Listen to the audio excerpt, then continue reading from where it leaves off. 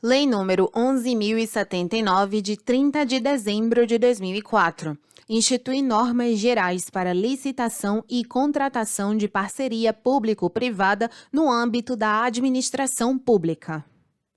Capítulo 1. Disposições preliminares. Artigo 1º. Esta lei institui normas gerais para licitação e contratação de parceria público-privada no âmbito dos poderes da União, dos Estados, do Distrito Federal e dos municípios. Parágrafo único. Esta lei aplica-se aos órgãos da administração pública direta, dos poderes executivo e legislativo, aos fundos especiais, às autarquias, às fundações públicas, às empresas públicas, às sociedades de economia mista e às demais entidades controladas direta ou indiretamente pela União, Estados, Distrito Federal e municípios. Artigo 2º. Parceria público-privada é o contrato administrativo de concessão na modalidade patrocinada ou administrativa. Parágrafo 1º. Concessão patrocinada é a concessão de serviços públicos ou de obras públicas de que trata a Lei 8.987, de 13 de fevereiro de 1995, quando envolver, adicionalmente à tarifa cobrada dos usuários, contra a prestação pecuniária do parceiro público ao parceiro privado. Segundo, concessão administrativa é o contrato de prestação de serviços de que a administração pública seja a usuária direta ou indireta, ainda que envolva execução de obra ou fornecimento e instalação de bens. Terceiro, não constitui parceria público-privada a concessão comum, assim entendida a concessão de serviços públicos ou de obras públicas de que trata a Lei 8.987, de 13 de fevereiro de 1995, quando não envolver contraprestação pecuniária do parceiro público ao parceiro privado. Quarto, é vedada a celebração de contrato de parceria público-privada, inciso 1, cujo valor do contrato seja inferior a R$10 milhões. 2. Cujo período de prestação do serviço seja inferior a 5 anos. Ou 3. Que tenha como objeto único o fornecimento de mão de obra, o fornecimento e instalação de equipamentos ou a execução de obra pública. Artigo 3º. As concessões administrativas regem-se por esta lei, aplicando-se-lhes adicionalmente o disposto nos artigos 21, 23, 25 e 27 a 39 da Lei 8.987, de 13 de fevereiro de 1995, e no artigo 31 da Lei 9.074, de 7 de julho de 1995. Parágrafo 1º. As concessões patrocinadas regem-se por esta lei, aplicando-se-lhes subsidiariamente o disposto na Lei 8.987, de 13 de fevereiro de 1995, e nas leis que lhes são correlatas. Segundo, as concessões comuns continuam regidas pela Lei 8.987, de 13 de fevereiro de 1995, e pelas leis que lhes são correlatas, não se lhes aplicando o disposto nesta lei. Terceiro, continuam regidos exclusivamente pela Lei 8.666, de 21 de junho de 1993, e pelas leis que lhes são correlatas, os contratos administrativos que não caracterizem concessão comum, patrocinada ou administrativa. Artigo 4º. Na contratação de parceria público-privada serão observadas as seguintes diretrizes. Inciso 1. Eficiência no cumprimento das missões de Estado e no emprego dos recursos da sociedade. 2. Respeito aos interesses e direitos dos destinatários dos serviços e dos entes privados incumbidos da sua execução. 3. Indelegabilidade das funções de regulação jurisdicional do exercício do poder de polícia e de outras atividades exclusivas do Estado. 4. Responsabilidade fiscal na celebração e execução das parcerias. 5. Transparência dos procedimentos e das decisões. 6. Repartição objetiva de riscos entre as partes. 7. Sustentabilidade financeira e vantagens socioeconômicas dos projetos de parceria. Capítulo 2. Dos contratos de parceria público-privada. Artigo 5º. As cláusulas dos contratos de parceria público-privada atenderão ao disposto no artigo 23 da Lei 8.987, de 13 de fevereiro de 1995, no que couber, devendo também prever, inciso 1, o prazo de vigência do contrato compatível com a amortização dos investimentos realizados, não inferior a 5, nem superior a 35 anos, incluindo eventual prorrogação. 2. As penalidades aplicáveis à administração pública e ao parceiro privado em caso de inadimplemento contratual, fixadas sempre de forma proporcional à gravidade da falta cometida e às obrigações assumidas. 3. A repartição de riscos entre as partes, inclusive os referentes a caso fortuito, força maior, fato do príncipe e alha econômica extraordinária. 4. As formas de remuneração e de atualização dos valores contratuais. 5. Os mecanismos para a preservação da atualidade da prestação dos serviços. 6. Os fatos que caracterizem a inadimplência pecuniária do parceiro público, os modos e o prazo de regularização e, quando houver, a forma de acionamento da garantia. 7. Os critérios objetivos de avaliação do desempenho do parceiro privado. 8. A prestação pelo parceiro privado de garantias de execução suficientes e compatíveis com os ônus e riscos envolvidos, observados os limites dos parágrafos 3º e 5º do artigo 56 da Lei 8.666, de 21 de junho de 1993, e, no que se refere às concessões patrocinadas, o disposto no inciso 15 do artigo 18 da Lei 8.987, de 13 de fevereiro de 1995. 9. O compartilhamento com a administração pública de ganhos econômicos efetivos do parceiro privado decorrentes da redução do risco de crédito dos financiamentos utilizados pelo parceiro privado. 10. A realização de vistoria dos bens reversíveis, podendo o parceiro público reter os pagamentos ao parceiro privado no valor necessário para reparar as irregularidades eventualmente detectadas. 11. O cronograma e os marcos para o repasse ao parceiro privado das parcelas do aporte de recursos na fase de investimentos do projeto e ou após a disponibilização dos serviços, sempre que verificada a hipótese do parágrafo 2º do artigo 6º desta lei. Parágrafo 1º. As cláusulas contratuais de atualização automática de valores baseadas em índices e fórmulas matemáticas, quando houver, serão aplicadas sem necessidade de homologação pela administração pública, exceto se esta publicar na imprensa oficial, onde houver, até o prazo de 15 dias após a apresentação da fatura, razões fundamentadas nesta lei ou no contrato para rejeição da atualização.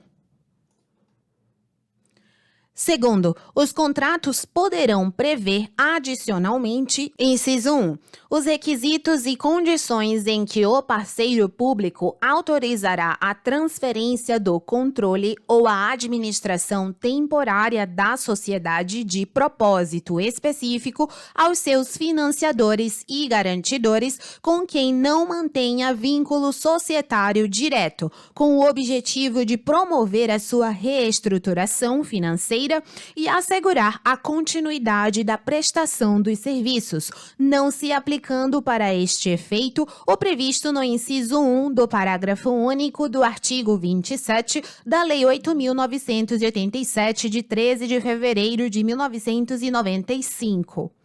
2. A possibilidade de emissão de empenho em nome dos financiadores do projeto em relação às obrigações pecuniárias da administração pública. 3. A legitimidade dos financiadores do projeto para receber indenizações por extinção antecipada do contrato, bem como pagamentos efetuados pelos fundos e empresas estatais garantidores de parcerias público-privadas. Artigo 5º-A. Para fins do inciso 1 do parágrafo 2º do artigo 5º, considera-se, inciso 1, o controle da sociedade de propósito específico, a propriedade resolúvel de ações ou cotas por seus financiadores e garantidores que atendam os requisitos do artigo 116 da Lei 6.404, de 15 de dezembro de 1976. 2. A administração temporária da sociedade de propósito específico pelos financiadores e garantidores quando, sem a transferência da propriedade de ações ou cotas, forem outorgados os seguintes poderes. A linha A. Indicar os membros do Conselho de Administração a serem eleitos em Assembleia Geral pelos acionistas nas sociedades regidas pela Lei 6.404, de 15 de dezembro de 1976, ou administradores, a serem eleitos pelos cotistas nas demais sociedades. B. Indicar os membros do Conselho Fiscal a serem eleitos pelos acionistas ou cotistas controladores em Assembleia Geral. C. Exercer poder de veto sobre qualquer proposta submetida à votação dos acionistas ou cotistas da concessionária que representem ou possam representar prejuízos aos fins previstos no caput deste artigo. D. Outros poderes necessários ao alcance dos fins previstos no caput deste artigo. Parágrafo 1º. A administração temporária autorizada pelo poder concedente não acarretará responsabilidade aos financiadores e garantidores em relação à tributação, encargos, ônus, sanções, obrigações ou compromissos com terceiros, inclusive com o poder concedente ou empregados. Segundo, o poder concedente disciplinará sobre o prazo da administração temporária. Artigo 6º. A contraprestação da administração pública nos contratos de parceria público-privada poderá ser feita por: inciso 1, ordem bancária. 2, cessão de créditos não tributários. 3, outorga de direitos em face da administração pública. 4, outorga de direitos sobre bens públicos dominicais. 5, outros meios admitidos em lei. Parágrafo 1º. O contrato poderá prever o pagamento ao parceiro privado de remuneração variável vinculada ao seu desempenho, conforme metas e padrões de qualidade e disponibilidade definidos no contrato.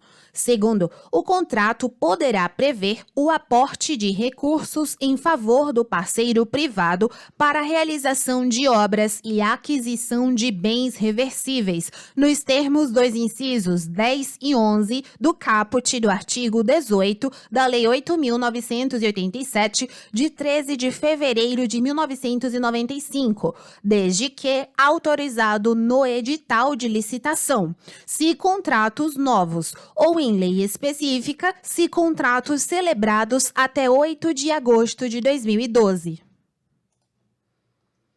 Terceiro, o valor do aporte de recursos realizado nos termos do parágrafo 2º poderá ser excluído da determinação, inciso 1, do lucro líquido para fins de apuração do lucro real e da base de cálculo da contribuição social sobre o lucro líquido, CSLL, e 2, da base de cálculo da contribuição para o PIS/PASEP e da contribuição para o financiamento da Seguridade Social, COFINS. 3. Da base de cálculo da contribuição previdenciária sobre a receita bruta, CPRB, devida pelas empresas referidas nos artigos 7º e 8º da Lei 12.546, de 14 de dezembro de 2011, a partir de 1º de janeiro de 2015. Parágrafo 4º. Até 31 de dezembro de 2013, para os optantes, conforme o artigo 75 da Lei 12.973, de 13 de maio de 2014, e até 31 de dezembro de 2014, para os não optantes, a parcela excluída nos termos do parágrafo 3º deverá ser computada na determinação do lucro líquido para fins de apuração do lucro real, da base de cálculo da CSLL e da base de cálculo da contribuição para o PIS/PASEP e da COFINS, na proporção em que o custo para a realização de obras e aquisição de bens a que se refere o parágrafo 2º deste artigo for realizado, inclusive mediante depreciação ou extinção da concessão, nos termos do artigo 35 da Lei 8.987, de 13 de fevereiro de 1995. Quinto, por ocasião da extinção do contrato, o parceiro privado não receberá indenização pelas parcelas de investimentos vinculados a bens reversíveis ainda não amortizadas ou depreciadas, quando tais investimentos houverem sido realizados com valores provenientes do aporte de recursos de que trata o parágrafo 2º.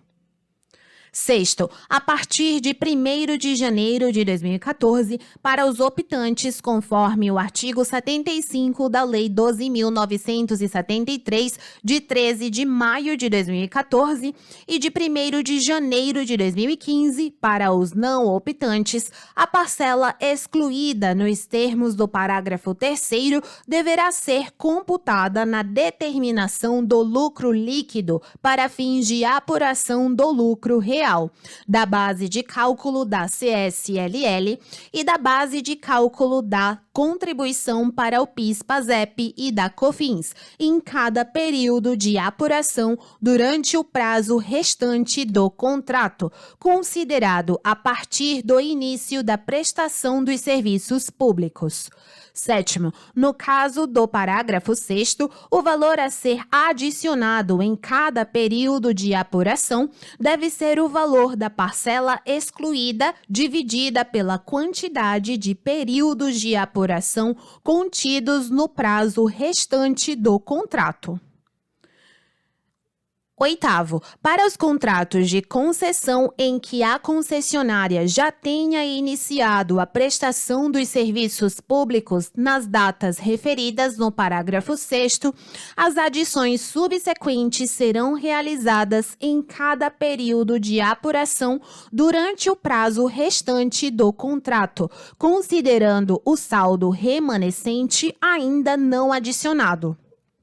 Nono, a parcela excluída nos termos do inciso 3 do parágrafo 3º deverá ser computada na determinação da base de cálculo da contribuição previdenciária de que trata o inciso 3 do parágrafo 3º em cada período de apuração durante o prazo restante previsto no contrato para construção, recuperação, reforma, ampliação ou melhoramento da infraestrutura que será utilizada na prestação de serviços públicos. 10. No caso do parágrafo 9º, o valor a ser adicionado em cada período de apuração deve ser o valor da parcela excluída dividida pela quantidade de períodos de apuração contidos no prazo restante previsto no contrato para construção, recuperação, reforma, ampliação ou melhoramento da infraestrutura que será utilizada na prestação de serviços públicos.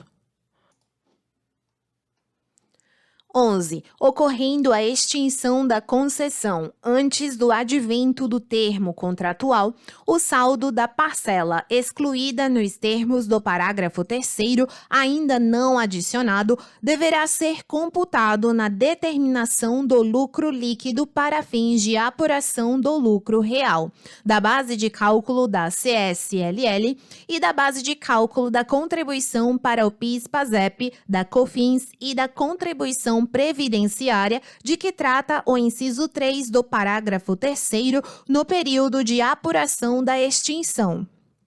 12. Aplicam-se as receitas auferidas pelo parceiro privado, nos termos do parágrafo 6º, o regime de apuração e as alíquotas da contribuição para o PIS/PASEP e da COFINS aplicáveis às suas receitas decorrentes da prestação dos serviços públicos. Artigo 7º. A contraprestação da administração pública será obrigatoriamente precedida da disponibilização do serviço objeto do contrato de parceria público-privada. Parágrafo 1º. É facultado à administração pública, nos termos do contrato, efetuar o pagamento da contraprestação relativa à parcela fruível do serviço objeto do contrato de parceria público-privada. Segundo, o aporte de recursos de que trata o parágrafo 2º do artigo 6º, quando realizado durante a fase dos investimentos a cargo do parceiro privado, deverá guardar proporcionalidade com as etapas efetivamente executadas. Capítulo 3. Das garantias. Artigo 8º. As obrigações pecuniárias contraídas pela administração pública em contrato de parceria público-privada poderão ser garantidas mediante, inciso 1, vinculação de receitas, observado o disposto no inciso 4 do artigo 167 da Constituição Federal. 2. Instituição ou utilização de fundos especiais previstos em lei. 3. Contratação de seguro-garantia com as companhias seguradoras que não sejam controladas pelo poder público. 4. Garantia prestada por organismos internacionais ou instituições financeiras. 5. Garantias prestadas por fundo garantidor ou empresa estatal criada para essa finalidade. 6. Outros mecanismos admitidos em lei. Capítulo 4. Da sociedade de propósito específico. Artigo 9º. Antes da celebração do contrato, deverá ser constituída sociedade de propósito específico incumbida de implantar e gerir o objeto da parceria. Parágrafo 1º. A transferência do controle da sociedade de propósito específico estará condicionada à autorização expressa da administração pública, nos termos do edital e do contrato, observado o disposto no parágrafo único do artigo 27 da Lei 8.987, de 13 de fevereiro de 1995. Segundo, a sociedade de propósito específico poderá assumir a forma de companhia aberta com valores mobiliários admitidos à negociação no mercado. Terceiro, a sociedade de propósito específico deverá obedecer a padrões de governança corporativa e adotar contabilidade e demonstrações financeiras padronizadas, conforme regulamento. Quarto, fica vedado à administração pública ser titular da maioria do capital votante das sociedades de que trata este capítulo. Quinto, a vedação prevista no parágrafo 4º deste artigo não se aplica à eventual aquisição da maioria do capital votante da sociedade de propósito específico por instituição financeira controlada pelo poder público em caso de inadimplemento de contratos de financiamento.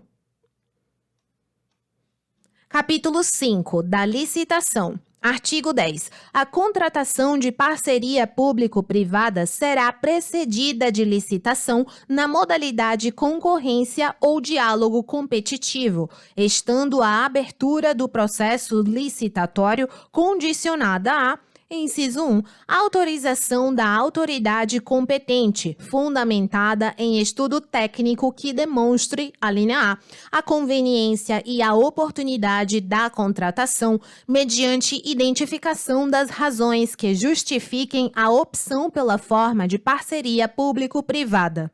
B.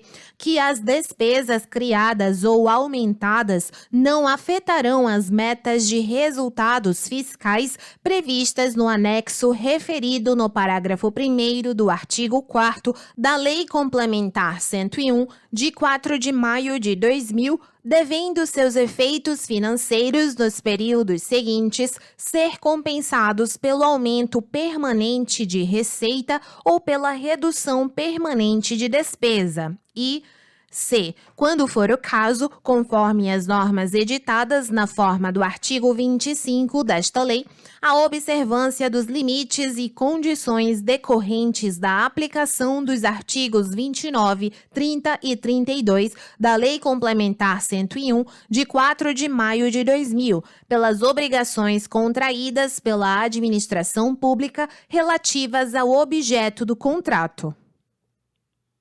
Inciso 2. Elaboração de estimativa do impacto orçamentário financeiro nos exercícios em que deva vigorar o contrato de parceria público-privada. 3. Declaração do ordenador da despesa de que as obrigações contraídas pela administração pública no decorrer do contrato são compatíveis com a Lei de Diretrizes Orçamentárias e estão previstas na Lei Orçamentária Anual. 4. Estimativa do fluxo de recursos públicos suficientes para o cumprimento, durante a vigência do contrato e por exercício financeiro, das obrigações contraídas pela administração pública. 5. Seu objeto estar previsto no plano plurianual em vigor no âmbito onde o contrato será celebrado. 6. Submissão da minuta de edital e de contrato à consulta pública, mediante publicação na imprensa oficial, em jornais de grande circulação e por meio eletrônico, que deverá informar a justificativa para a contratação, a identificação do objeto, o prazo de duração do contrato, seu valor estimado, fixando-se prazo mínimo de 30 dias para recebimento de sugestões, cujo termo dar-se-á pelo menos 7 dias antes da data prevista para a publicação do edital. E 7. Licença ambiental prévia ou expedição das diretrizes para o licenciamento ambiental do empreendimento na forma do regulamento, sempre que o objeto do contrato exigir. Parágrafo 1º. A comprovação referida nas alíneas B e C do inciso 1 do caput deste artigo conterá as premissas e metodologia de cálculo utilizadas, observadas as normas gerais para a consolidação das contas públicas, sem prejuízo do exame de compatibilidade das despesas com as demais normas do Plano Plurianual e da Lei de Diretrizes Orçamentárias. Segundo, sempre que a assinatura do contrato ocorrer em exercício diverso daquele em que for publicado o edital, deverá ser precedida da atualização dos estudos e demonstrações a que se referem os incisos 1 a 4 do caput deste artigo. Terceiro, as concessões patrocinadas em que mais de 70% da remuneração do parceiro privado for paga pela administração pública dependerão de autorização legislativa específica. Quarto, os estudos de engenharia para a definição do valor do investimento da PPP deverão ter nível de detalhamento de anteprojeto e o valor dos investimentos para a definição do preço de referência para a licitação será calculado com base em valores de mercado, considerando o custo global de obras semelhantes no Brasil ou no exterior, ou com base em sistemas de custos que utilizem como insumo valores de mercado do setor específico do projeto, aferidos, em qualquer caso, mediante orçamento sintético, elaborado por meio de metodologia expedita ou paramétrica. Artigo 11. O instrumento convocatório conterá minuta do contrato, indicará expressamente a submissão da licitação às normas desta lei e observará, no que couber, os parágrafos 3º e 4º do artigo 15, os artigos 18, 19 e 21 da Lei 8.987, de 13 de fevereiro de 1995, podendo ainda prever: Inciso 1. Exigência de garantia de proposta do licitante, observado o limite do inciso 3 do artigo 31 da Lei 8.666, de 21 de junho de 1993. 2. Vetado. 3. O emprego dos mecanismos privados de resolução de disputas, inclusive a arbitragem, a ser realizada no Brasil e em língua portuguesa, nos termos da Lei 9.307, de 23 de setembro de 1996, para dirimir conflitos decorrentes ou relacionados ao contrato. Parágrafo único. O edital deverá especificar, quando houver, as garantias da contraprestação do parceiro público a serem concedidas ao parceiro privado. Artigo 12. O certame para a contratação de parcerias público-privadas obedecerá ao procedimento previsto na legislação vigente sobre licitações e contratos administrativos e também ao seguinte: inciso 1. O julgamento poderá ser precedido de etapa de qualificação de propostas técnicas, desclassificando-se os licitantes que não alcançarem a pontuação mínima, os quais não participarão das etapas seguintes. 2. O julgamento poderá adotar como critérios, além dos previstos nos incisos 1 e 5 do artigo 15 da Lei 8.987, de 13 de fevereiro de 1995, os seguintes: alínea A. Menor valor da contraprestação a ser paga pela administração pública. B. Melhor proposta em razão da combinação do critério da alínea A com o de melhor técnica, de acordo com os pesos estabelecidos no edital. Inciso 3. O edital definirá a forma de apresentação das propostas econômicas, admitindo-se, alínea A, propostas escritas em envelopes lacrados, ou B, propostas escritas seguidas de lances em viva voz.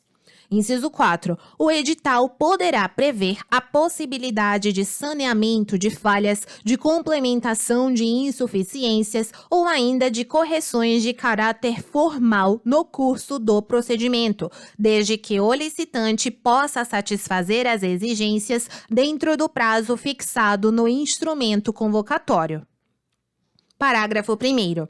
Na hipótese da alínea B do inciso 3 do caput deste artigo, inciso 1, os lances em viva voz serão sempre oferecidos na ordem inversa da classificação das propostas escritas, sendo vedado ao edital limitar a quantidade de lances. 2. O edital poderá restringir a apresentação de lances em viva voz aos licitantes cuja proposta escrita for no máximo 20% maior que o valor da melhor proposta.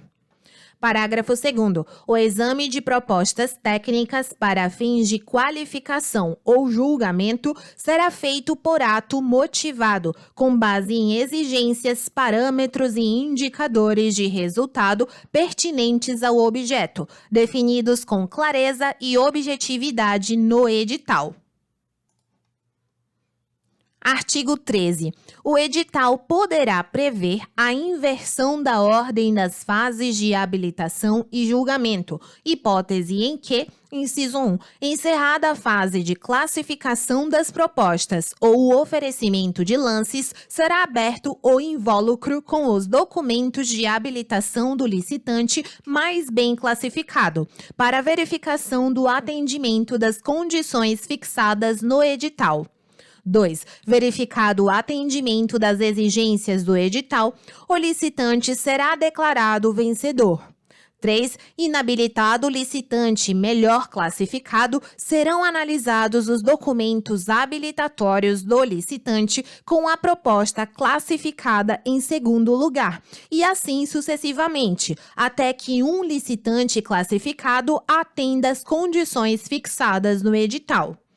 4. Proclamado o resultado final do certame, o objeto será adjudicado ao vencedor nas condições técnicas e econômicas por ele ofertadas. Capítulo 6. Disposições aplicáveis à União. Artigo 14. Será instituído por decreto órgão gestor de parcerias público-privadas federais com competência para, inciso 1, definir os serviços prioritários para execução no regime de parceria público-privada. 2. Disciplinar os procedimentos para celebração desses contratos. 3. Autorizar a abertura da licitação e aprovar seu edital. 4. Apreciar os relatórios de execução dos contratos. Parágrafo 1º. O órgão mencionado no caput deste artigo será composto por indicação nominal de um representante titular e respectivo suplente de cada um dos seguintes órgãos. Inciso 1. Ministério do Planejamento, Orçamento e Gestão, ao qual cumprirá a tarefa de coordenação das respectivas atividades. 2. Ministério da Fazenda. 3. Casa Civil da Presidência da República. Parágrafo 2º. Das reuniões do órgão a que se refere o caput deste artigo para examinar projetos de parceria público-privada, participará um representante do órgão da administração pública direta, cuja área de competência seja pertinente ao objeto do contrato em análise. Terceiro, para a deliberação do órgão gestor sobre a contratação de parceria público-privada, o expediente deverá estar instruído com pronunciamento prévio e fundamentado, inciso 1, do Ministério do Planejamento, Orçamento e Gestão sobre o mérito do projeto. 2. Do Ministério da Fazenda quanto à viabilidade da concessão da garantia e a sua forma, relativamente aos riscos para o Tesouro Nacional e ao cumprimento do limite de que trata o artigo 22 desta lei. Quarto, para o desempenho de suas funções, o órgão citado no caput deste artigo poderá criar estrutura de apoio técnico com a presença de representantes de instituições públicas. Quinto, o órgão de que trata o caput deste artigo remeterá ao Congresso Nacional e ao Tribunal de Contas da União, com periodicidade anual, relatórios de desempenho dos contratos de parceria público-privada. Sexto, para fins do atendimento do disposto no inciso 4 do artigo 4º desta lei, ressalvadas as informações classificadas como sigilosas, os relatórios de que trata o parágrafo 5º deste artigo serão disponibilizados ao público por meio de rede pública de transmissão de dados. Artigo 14-A. A Câmara dos Deputados e o Senado Federal, por meio de atos das respectivas mesas, poderão dispor sobre a matéria de que trata o artigo 14, no caso de parcerias público-privadas, por eles realizadas, mantida a competência do Ministério da Fazenda descrita no inciso 2 do parágrafo 3º do referido artigo. Artigo 15. Compete aos ministérios e às agências reguladoras, nas suas respectivas áreas de competência, submeter o edital de licitação ao órgão gestor, proceder à licitação, acompanhar e fiscalizar os contratos de parceria público-privada. Parágrafo único. Os ministérios e agências reguladoras encaminharão ao órgão a que se refere o caput do artigo 14 desta lei, com periodicidade semestral, relatórios circunstanciados acerca da execução dos contratos de parceria público-privada na forma definida em regulamento. Artigo 16. Ficam à União seus fundos especiais, suas autarquias, suas fundações públicas e suas empresas estatais dependentes autorizadas a participar no limite global de R$ 6 bilhões em Fundo Garantidor de Parcerias Público-Privadas, FGP, que terá por finalidade prestar garantia de pagamento de obrigações pecuniárias assumidas pelos parceiros públicos federais, distritais, estaduais ou municipais, em virtude das parcerias de que trata esta lei.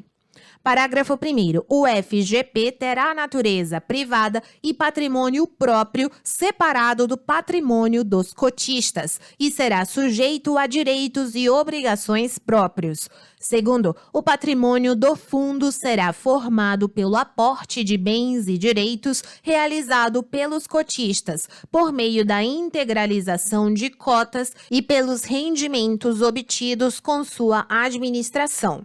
Terceiro, os bens e direitos transferidos ao fundo serão avaliados por empresa especializada que deverá apresentar laudo fundamentado com indicação dos critérios de avaliação adotados e instruído com os documentos relativos aos bens avaliados.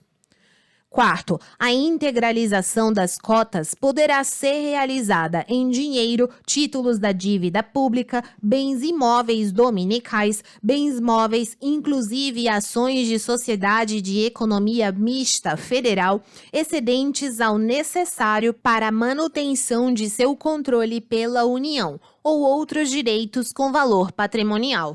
Quinto, o FGP responderá por suas obrigações com os bens e direitos integrantes de seu patrimônio, não respondendo os cotistas por qualquer obrigação do fundo, salvo pela integralização das cotas que subscreverem. Sexto, a integralização com bens a que se refere o parágrafo 4º deste artigo será feita independentemente de licitação, mediante prévia avaliação e autorização específica do Presidente da República, por proposta do Ministro da Fazenda. Sétimo, o aporte de bens de uso especial ou de uso comum no FGP será condicionado à sua desafetação de forma individualizada. Oitavo, a capitalização do FGP, quando realizada por meio de recursos orçamentários, dar-se-á por ação orçamentária específica para esta finalidade, no âmbito de encargos financeiros da União.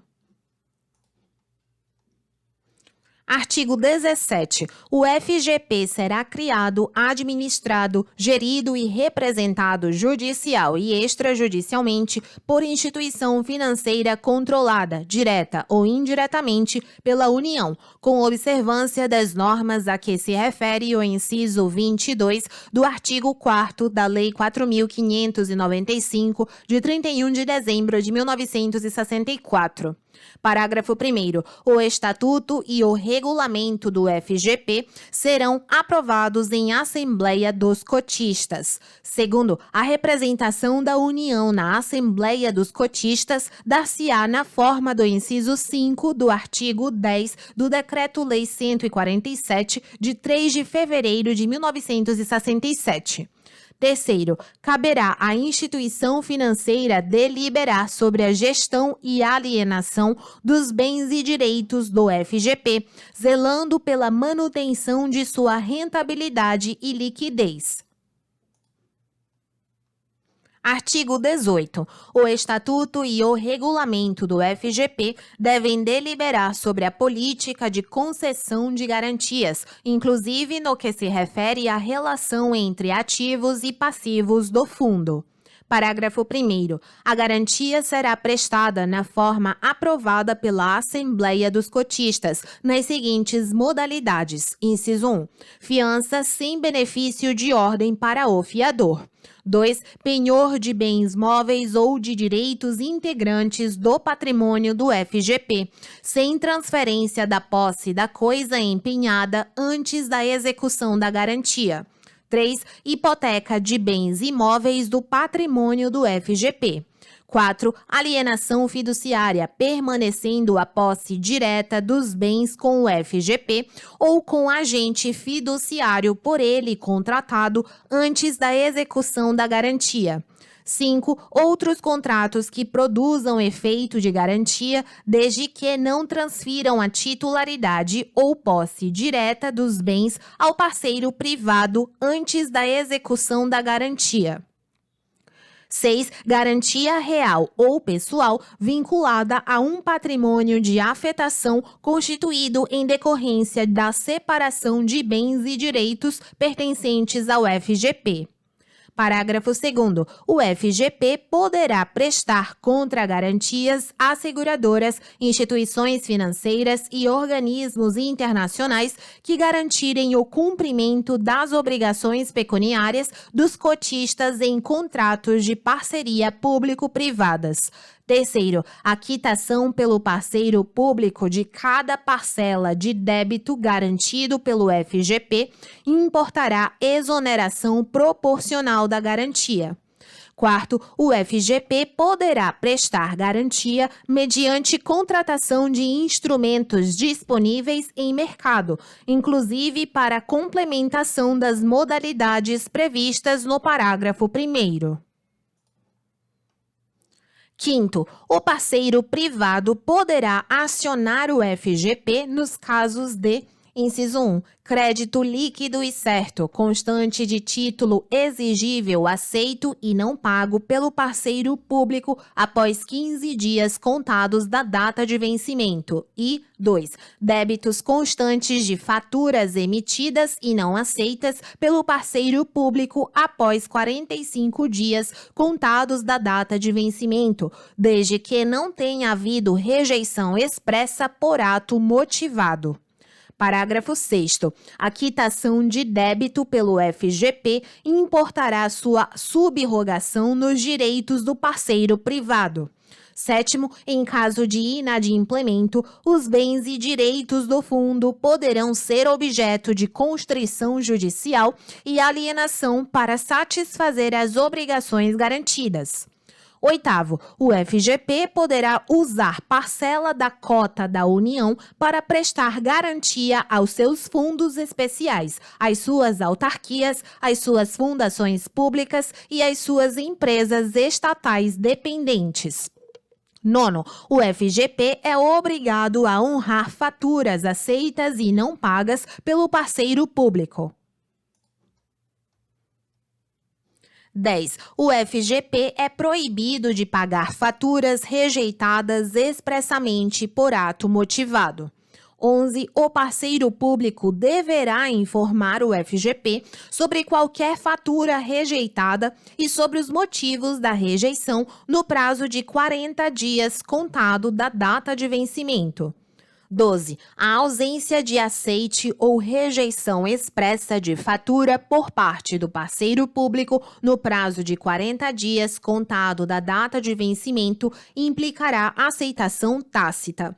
13. O agente público que contribuir por ação ou omissão para a aceitação tácita de que trata o parágrafo 12 ou que rejeitar fatura sem motivação será responsabilizado pelos danos que causar, em conformidade com a legislação civil, administrativa e penal em vigor.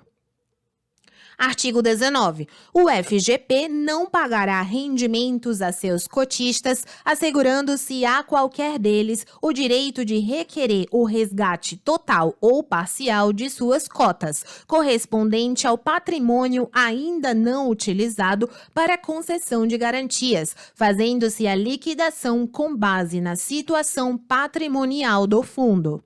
Artigo 20. A dissolução do FGP, deliberada pela Assembleia dos Cotistas, ficará condicionada à prévia quitação da totalidade dos débitos garantidos ou liberação das garantias pelos credores. Parágrafo único. Dissolvido o FGP, o seu patrimônio será rateado entre os cotistas, com base na situação patrimonial à data da dissolução.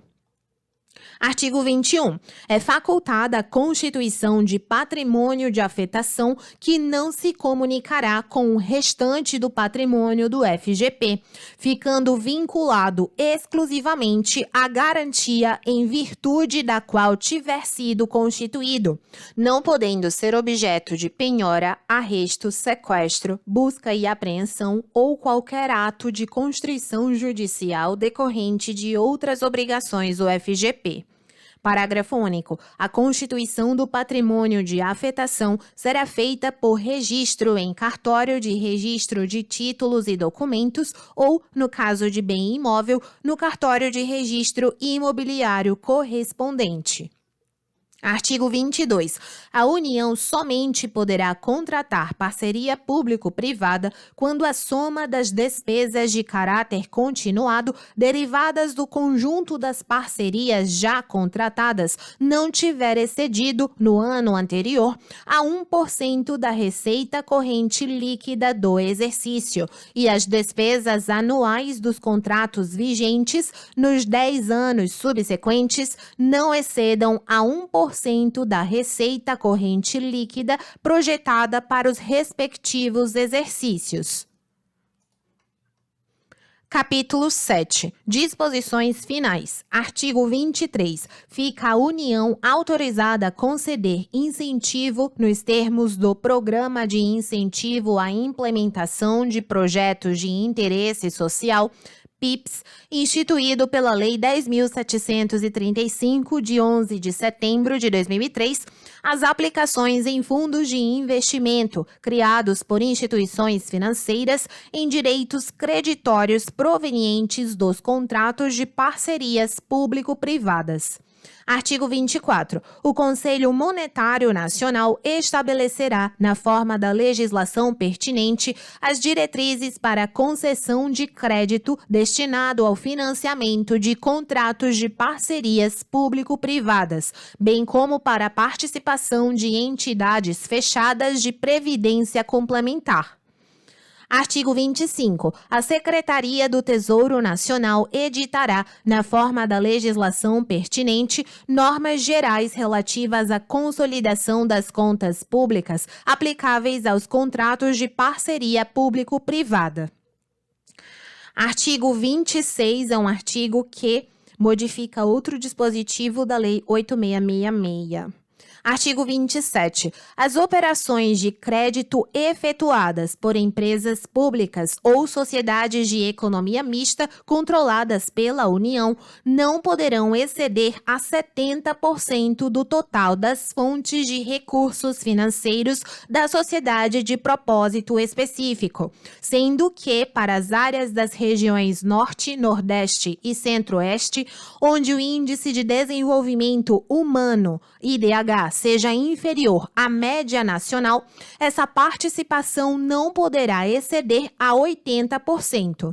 Parágrafo 1º. Não poderão exceder a 80% do total das fontes de recursos financeiros da sociedade de propósito específico ou 90% nas áreas das regiões Norte, Nordeste e Centro-Oeste, onde o Índice de Desenvolvimento Humano, IDH, seja inferior à média nacional. As operações de crédito ou contribuições de capital realizadas cumulativamente por, inciso 1, entidades fechadas de previdência complementar. 2. Empresas públicas ou sociedades de economia mista controladas pela União. Parágrafo 2º. Para fins do disposto neste artigo, entende-se por fonte de recursos financeiros as operações de crédito e contribuições de capital à sociedade de propósito específico. Artigo 28. A União não poderá conceder garantia ou realizar transferência voluntária aos Estados, Distrito Federal e municípios se a soma das despesas de caráter continuado derivadas do conjunto das parcerias já contratadas por esses entes tiver excedido, no ano anterior, a 5% da receita corrente líquida do exercício ou se as despesas anuais dos contratos vigentes nos 10 anos subsequentes excederem a 5% da receita corrente líquida projetada para os respectivos exercícios. Parágrafo 1º. Os Estados, o Distrito Federal e os municípios que contratarem empreendimentos por intermédio de parcerias público-privadas deverão encaminhar ao Senado Federal e à Secretaria do Tesouro Nacional, previamente à contratação, as informações necessárias para cumprimento do previsto no caput deste artigo. Segundo, na aplicação do limite previsto no caput deste artigo, serão computadas as despesas derivadas de contratos de parceria celebrados pela administração pública direta, autarquias, fundações públicas, empresas públicas, sociedades de economia mista e demais entidades controladas, direta ou indiretamente, pelo respectivo ente, excluídas as empresas estatais não dependentes. Artigo 29. Serão aplicáveis, no que couber, as penalidades previstas no Decreto-Lei 2.846, de 7 de dezembro de 1940, Código Penal, na Lei 8.429, de 2 de junho de 92, Lei de Improbidade Administrativa, na Lei 10.028, de 19 de outubro de 2000, Lei dos Crimes Fiscais, no Decreto-Lei 201, de 27 de fevereiro de 1967 e na Lei 1.079, de 10 de abril de 1950, sem prejuízo das penalidades financeiras previstas contratualmente. Artigo 30. Esta lei entra em vigor na data de sua publicação. Obrigada pela sua companhia, bons estudos e te vejo na próxima lei.